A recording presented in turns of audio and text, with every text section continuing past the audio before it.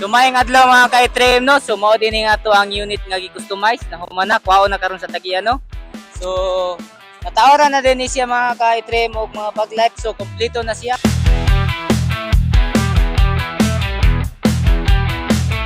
So makita na mo ka-itrem no. So naka-lift up na siya, taas na siya. So naka-carrier na pud siya og purpit no, off-road sit up ni siya nga carrier mga ka-itrem.